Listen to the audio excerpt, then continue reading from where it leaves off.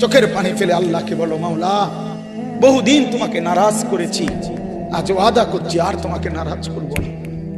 আল্লাহ বলবে, বান্দা আমি এখনই তোর পেছনের সব মাফ করে দিলাম।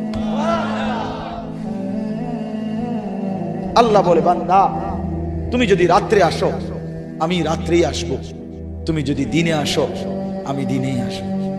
গুনাহ নিয়ে আসবা মাফ চাইতে রাতে, আমি আল্লাহ মাগফিরাত নিয়ে আসবো রাতে। তুমি আসবে যখন আমি আসবো তখন। তুমি আসবা এক বিগত, আমি আসবো এক হাত। তুমি আসবা এক হাত, আমি আসবো দুই হাত। তুমি আসবা হাঁটতে হাঁটতে, আমি আসবো দৌড়তে দৌড়তে। আও না বান্দা, আও, দেও সেজদা দাও, গোলামি করো, বন্দেগী করো, আমাকে ডাকে। কেন ভুলে গেলাম? মা গাররাক, মা গাররাক। আল্লাহ বলছে কোরআনে, মা গাররাক। এই মানুষ, এই আমার বান্দা, কেন আমারে ভুলে গেল? কেন ভুলে গেল? আমি কি সৃষ্টি করি নাই? আমি কি অঙ্গ প্রত্যঙ্গ দেই নাই? আমি কি এমন সুন্দর সুঠাম স্বাস্থ্য বানাই নাই? আমি কি এই চমৎকার চেহারার আকৃতি দেই নাই? আমি কি দুইটা চোখ দেই নাই? আমি কি একটা জিহ্বা দেই নাই? আমি কি দুইটা ঠোঁট দেই নাই? আমি কি তোমাকে বানাই নাই?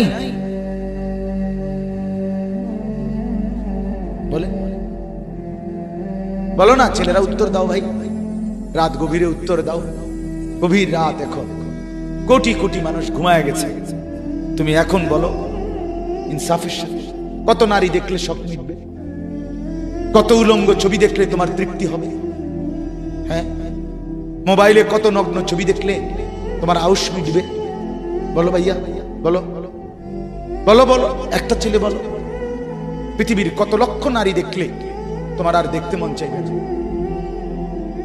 কত উলঙ্গ ছবি দেখলে তোমার আর মন চাইবে না?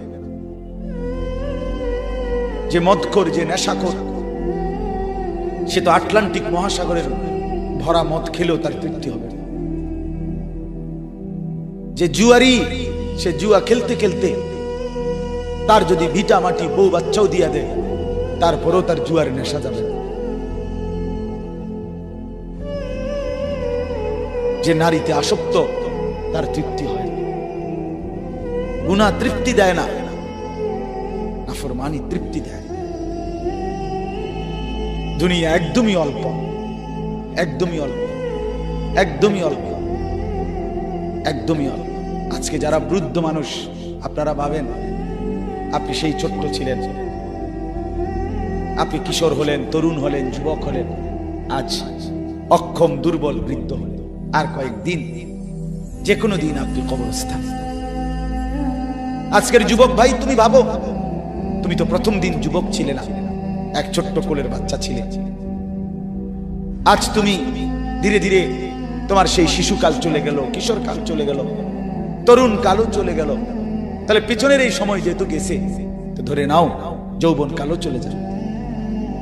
কোন সন্দেহ, কোন সন্দেহ।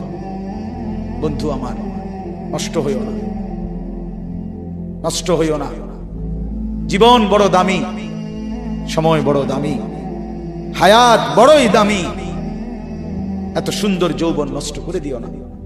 হাদিসের মধ্যে আছে, আল্লাহর নবী সাল্লাল্লাহু আলাইহি সাল্লাম বলছিলেন, লাকাদ হামামতু আন আমুরা ফিতিয়াতি, আমার মন চায় আমার যুবকদেরকে সঙ্গে নিয়ে আমি ঘরে যারা নামাজ পড়ে আমি তাদেরকে বের করে আনি, অথবা আমি তাদেরকে আগুন দিয়ে ঘর সহ জ্বালিয়ে দেই। নবীজির হাদিস এটা। নবীজি বলছে, আমার ইচ্ছে জাগে আমার যুবক সঙ্গীদেরকে নিয়ে আমি মুসলমানের ঘরে ঘরে গিয়ে বেনামাজি ঘরে নামাজ পড়ে তাদেরকে টেনে হিচড়ে বের করে আনি।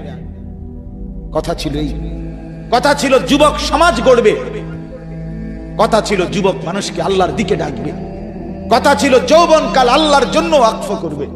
আজ দিয়া দিছে নারীর কাছে, জিনার ব্যভিচারের কাছে, মদ আর জুয়ার কাছে, মোবাইলের কাছে।